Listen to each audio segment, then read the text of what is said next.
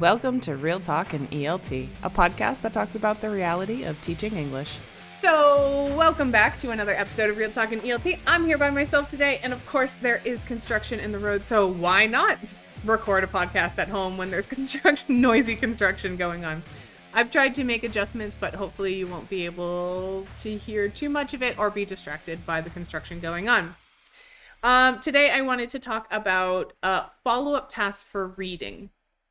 So, a while back, I don't know when, I did an episode about sub-skills in reading, and I would like to kind of follow that up with a follow-up to talk about follow-ups.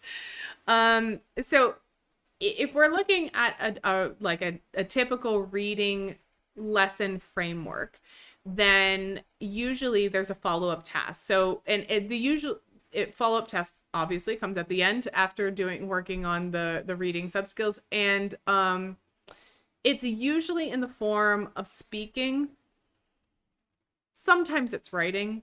But most people nowadays like to hear noise in their classroom. So I'm going to say that the most common way is speaking, because people are uncomfortable with silence. And especially if you had a reading class, it's been probably pretty quiet in your lesson thus far, because hopefully you've been focusing on their reading sub-skills and actually letting them read, and that means that there's going to be silence. So to break the silence a little bit, typically people after reading like to do speaking.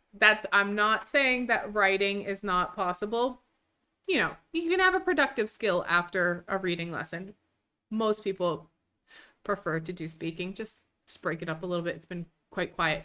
I like silent classes, but because silent classes mean people are super engaged and stuff. But okay. Anyways, we're going to talk about the follow-up activity. So some recommendations for your follow-up activity. First of all, we need to bridge it to the text. So if you've got a text about Socrates in ancient Greece, a little nod to my friend Andre. So if you've got a text about ancient Greece and Socrates and the Socrative method and all the, whatever, try and bridge that to the follow-up activity to the text. We don't want to have something that's completely out of left field, obviously. Because in language lessons, typically, I'm just going to say typically, I haven't seen it done successfully, not doing this, but we want to contextualize everything. And by contextualizing is we're putting barriers on how far beyond this one topic we're going to talk about. Contextualization is important, and it gives your students the limits. Kind of, this is where we're zoned in, this is where we're focused in on, okay? And that's really important for them, because if your context is too broad, I'm just going to say it. If you don't contextualize something, it's shit. Sorry. It is, because the students don't know where to go. If there's no focus, or everything is a focus, then nothing is a focus. Right? So it's just like that idea of if everything is a priority, then nothing is a priority. So we have to focus down on something and say, okay, this is what we're talking about in this certain situation. Is it connected to other things? Of course, everything is always connected to other things. I mean, you could go around in circles and talk about Lord knows what else, but everything is connected to everything else, just like language systems and skills are all connected, though we try and separate them out. Why do we do that? Because if we try and do language systems and skills all together in one lesson, and you do everything and we work on everything, then if you're working on everything, you're working on nothing, because nothing sticks.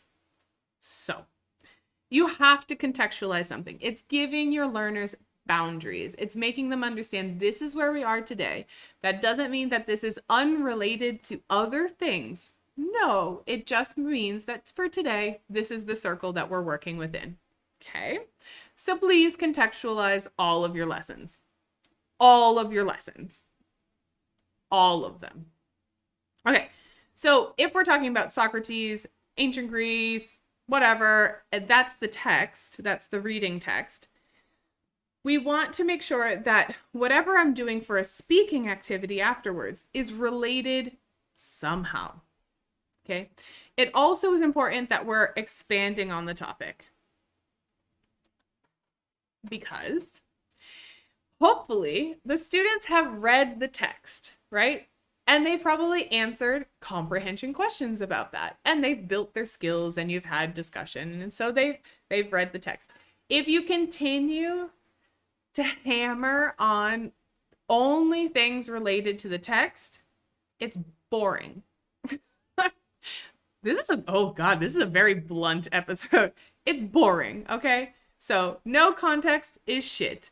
If you don't expand on the topic, it's boring. Got it? So they have to go a little bit beyond. They can't just stay in like the same thing, the same questions over and over again, because it's not motivating for people to talk about things like that. And then finally, we have to personalize it a little bit. Why? Because if you don't personalize it, they don't relate to it at all. If they don't relate to it at all, they're probably not going to remember it. And the whole point of learning another language is to be able to communicate with other people. And what does that mean? To personalize things, to talk about yourself, to relate things to your life, your experiences. I mean, to communicate is literally just to show and produce a piece of yourself. So if they're not personalizing, then that's going to be a problem.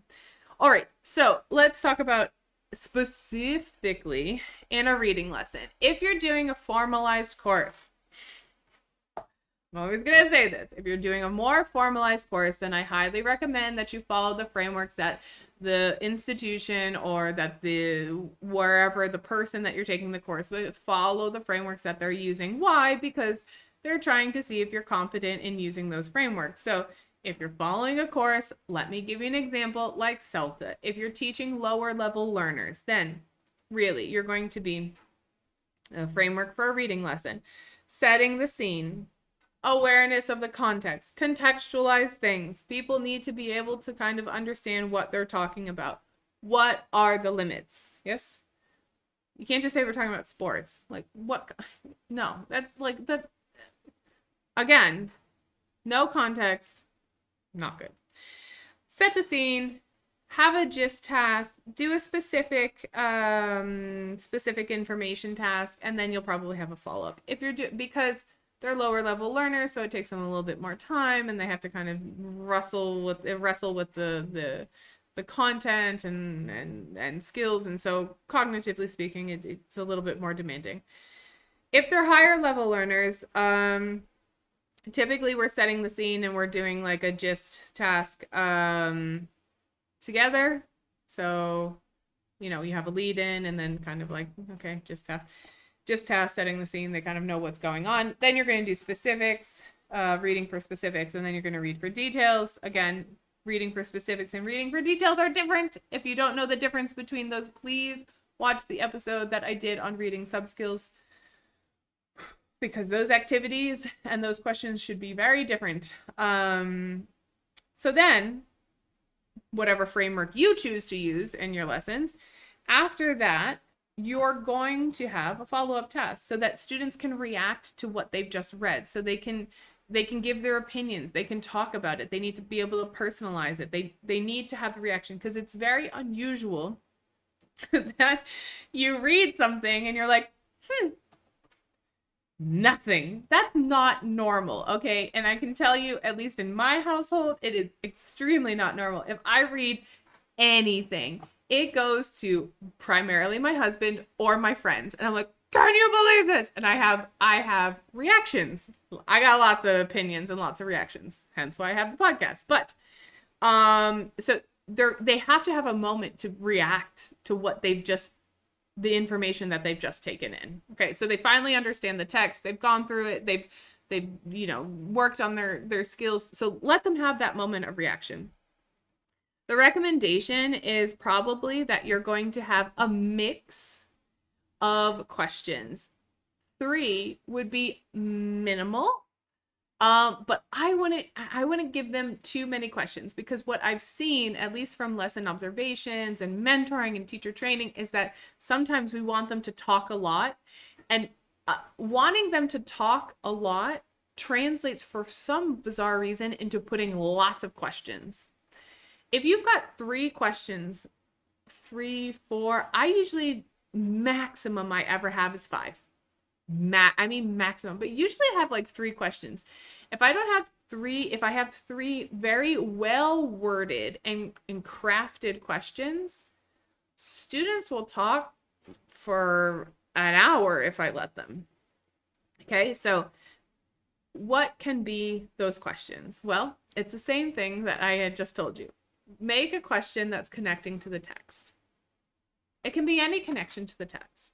Do you agree with the learner? Do you think that the Socratic method is still applicable in our world today or whatever?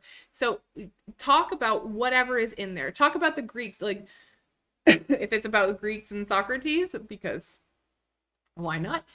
Make some sort of question about that so that they can give their opinion on it. Then expand the topic. So if we're talking about, sorry, I went blurry. If I move my chair because it gets stuck here, it just like blurs. Anyways, if we're talking about Socrates and the Greeks, more than likely we're going to be talking about some sort of philosophy or educational something or other. So then if we're expanding it, expand the ideas that were in that lesson to education in general. So just broaden the topic a little bit. Okay, so just make it broad. And then have one that personalizes it. If you were, alive at the time of Socrates, or would you have used this type of method, or with blah, blah, blah. Something that's personalizing it, but actually that's a really bad question. Don't use something like that. Use something more along the lines of, did you ever use the Socratic method in your, did you have an experience with it in your formal education? And if not, do you think it would have been helpful? Or if you have a bunch of adults like I do who all have kids, when you're looking for schools, what are some of the educational principles that you're looking for, or methods that you want your kids to be exposed to while they're learning?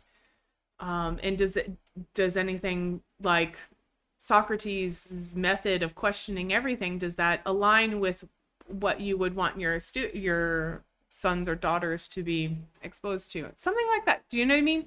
So one of them needs to bridge the text. You have to relate it to the text. Then whatever the text is about, expand it a little bit, make it broader, make it worldwide. If it's talking about something in a country or a city, make it to the world, or to compare it to Eastern and Western culture, however you want to do it. Just expand it a little bit.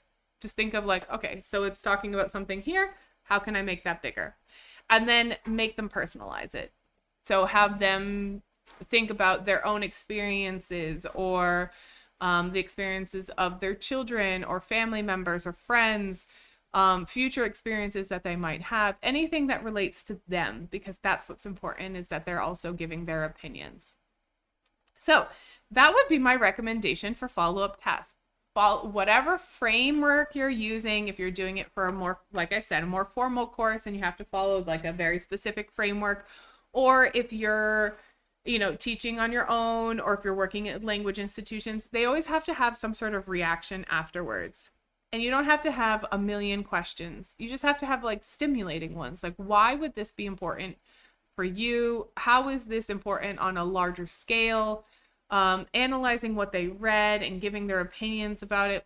That's all. So bridge to the text, expand a little bit, and then have them personalize. Again, you can do it however you want, but I've found that less is more. And if you focus on quality rather than quantity, your students will be more engaged in those questions, and you'll probably get a better conversation afterwards. So that is it for a follow-up task for reading. Whew, this is a short one. Look at that, 15 minutes and we're done. But yeah, that would be my recommendation for follow-up tasks. Try to limit, don't go crazy, limit it down, focus on quality rather than quantity, but always give them that moment to reflect and react to what they've just taken in and personalize it a little bit. So that's it for today, and I will see y'all soon. Thanks for tuning in to another episode of Real Talk and ELT. Want to join the conversation? Head on over to Instagram at Kelly Pennington ELT and send me a message. Be sure to subscribe to my YouTube or Spotify channel to stay up to date, and of course, take care of yourself, your health, your vibe, and your tribe. Until next time.